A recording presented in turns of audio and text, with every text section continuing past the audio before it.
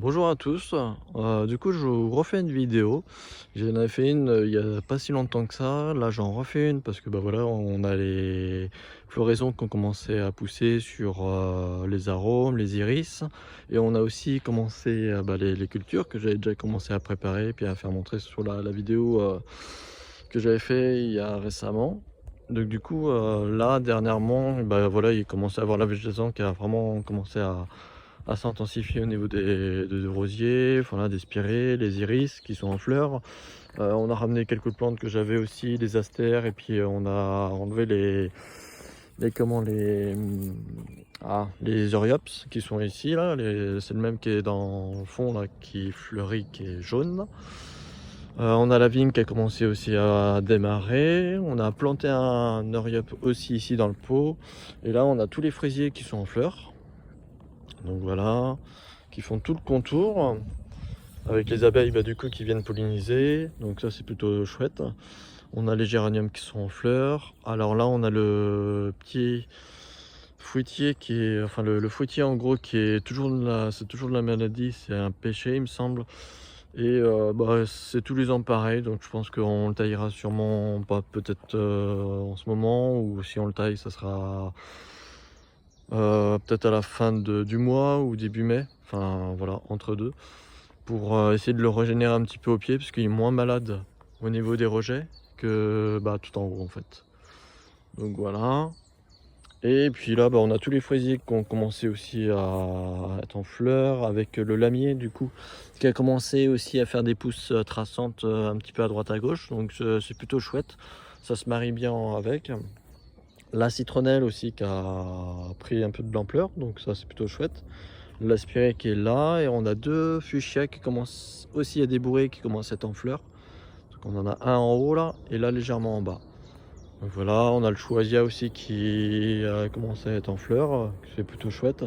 Bon, il penche légèrement parce que je pense il est dans la terre un peu plus souple, mais ça va, c'est pas trop méchant.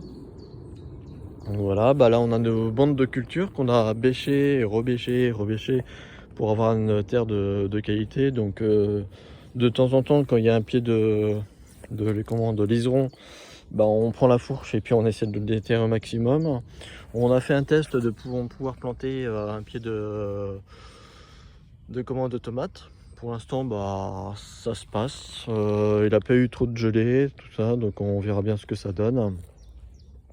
Donc voilà, ici on a rebêché parce qu'il y avait un pied de liseron aussi. Là, de ce côté-là, alors on a des choses qui ont poussé de l'année dernière, donc on a essayé de laisser pousser pour voir ce qui poussait.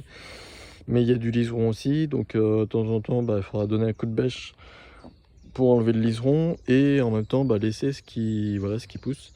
Sachant qu'il y a des pieds de patates notamment qui ont été plantés.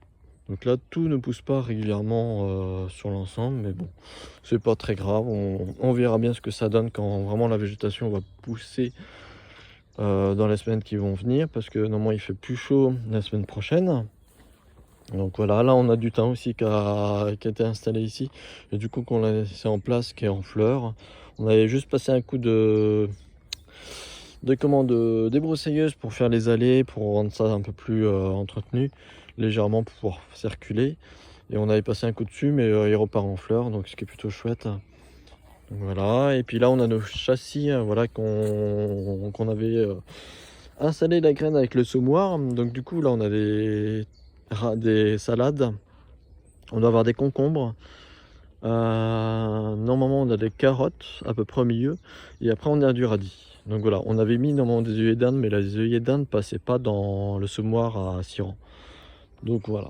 Et sinon, bah, c'est plutôt chouette que voilà, ça commence à bien faire son effet. Après on verra pour les radis, parce que les radis sont un peu plus petits en comment on pousse, donc on sait pas trop. Voilà, on a désherbé légèrement sur le côté. Bon, il y a des graines qui ont dû légèrement se décaler, mais on va voir quand ça sera un peu plus poussant pour entretenir ça. On a le kiwi là-bas qui a commencé à bien débourrer. On voit qu'il y a une petite tige légèrement en haut. Donc voilà. Et l'osier, c'est plutôt chouette aussi.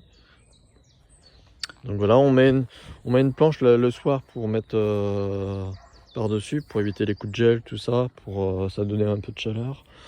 On a les carnes aussi qui ont énormément bien poussé.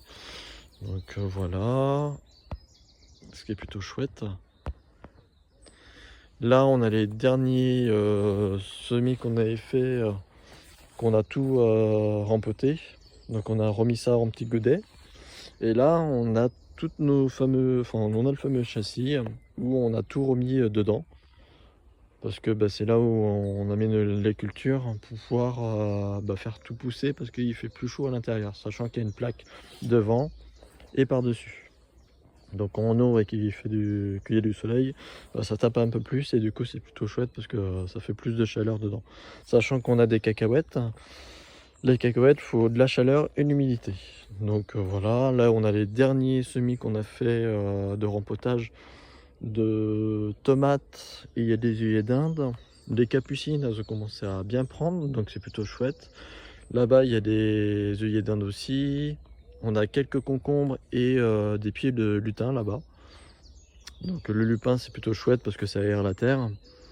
Donc voilà, on verra bien ce qui va pousser dans les semaines à venir avec la chaleur. Et on a des courgettes spaghetti qui sont légèrement là-bas, qui sont en train aussi de donner leurs fruits, enfin de pousser davantage. Donc c'est plutôt chouette. On a, je sais plus, 8 ou... Enfin en comptant, il y en a 1, 2, 3, 4, 5, 6, 7, 8, 9. Il y en a une dizaine en fait. Il y en a une dizaine et à mon avis ça va continuer à pousser dans les autres godets parce que on les a arrosés là il y a un moment. Hier je les avais arrosés aussi mais vu qu'il a fait beau aujourd'hui ça continue de pousser. Donc voilà. Donc dans l'ensemble le jardin est plutôt chouette et ça commence enfin à redonner quelque chose de potable. Et puis là on a le pied d'épinard arbustif qui a énormément poussé avec les semaines qui se sont passées, donc c'est plutôt top parce qu'on va pouvoir commencer à manger les feuilles. Et j'ai commencé aussi un petit peu à en donner à des gens qui étaient intéressés. Et là on a Prunus Prunus-Sciurella. Alors il n'est pas totalement en forme, on l'avait récupéré. Il est légèrement en feuillage là-bas. Là où c'est à moitié en denté. Donc c'est plutôt chouette quand c'est en floraison et pas forcément évident d'en trouver. Là il y en a un aussi là, c'est le même pied. Et là il y a de la bourrache, juste là. Et là il y a du géranium, celui-là c'est du géranium sauvage. Donc c'est plutôt chouette à garder aussi, ça fait toujours de la pollinisation. Là-bas on a un géranium aussi, je crois que c'est un géranium odorant mais panaché. Donc voilà. Là on a un cassis qui est juste ici. Donc c'est plutôt chouette. Là on a des framboisiers. Alors généralement les framboisiers on les reprend et on les replante là-bas au loin, là où il y a une petite butte légèrement en terre pour faire voilà un endroit de framboisier qui soit plus adapté pour l'entretenir. Parce qu'en fait il y avait des framboisiers tout le long ici au tout début, mais on a tout refait et du coup il y a des framboisiers qui restent de temps en temps, donc on les arrache puis on les replante là-bas quand c'est possible.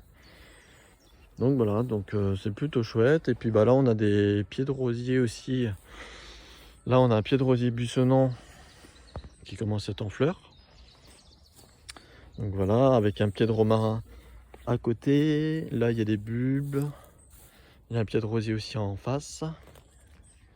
On a un pied de jasmin qui est légèrement le long du claustra aussi, avec un autre pied de spirée aussi. Là on a un pied de pavot qu'on allait sauvegarder.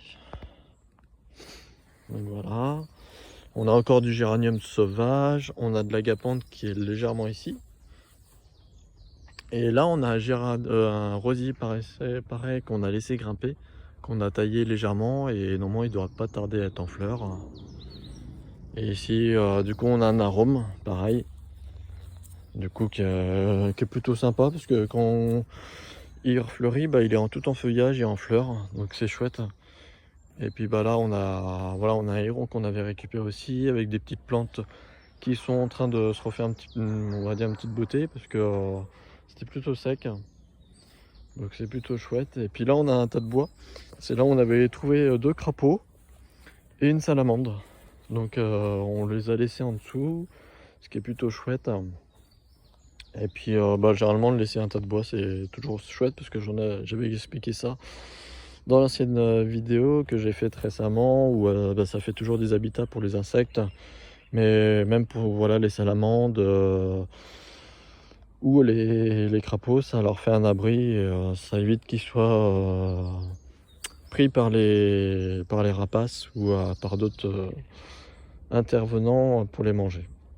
Et puis eux, pendant ce temps-là, ils mangent aussi tout ce qui est escargot, limaces. Donc c'est plutôt une bonne gestion, on va dire, entre jardiniers. Et puis là, c'est pareil, c'est ce que je vous disais, le coin des framboisiers. Avec un petit coin là où on a voulu essayer de faire un petit coin arbustif. Donc la lavande, elle a du mal à repartir, mais elle repart un petit peu. Il y a les graminées qui repartent aussi tout doucement. Il y a de la bourrache, il y a des cornuiers. Et puis là-bas, il y a un abélia. Donc voilà, il y a des petites végétaux qui repartent, mais tout doucement, quoi. Donc voilà. Et puis là-bas, il y a le compost qu'on remet généralement on évite de remettre tout ce qui est mauvaises herbes, donc le liseron, tout ça. Je préfère le mettre là où c'est un peu plus en dur. Comme ça a le temps de sécher au soleil. Et comme ça, après, ça disparaît quand c'est bien sec avec la chaleur.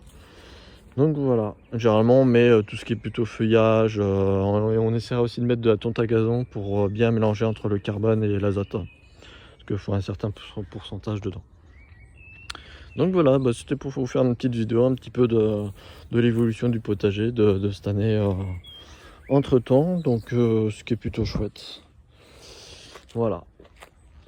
Bon je vous souhaite une bonne journée, allez au revoir.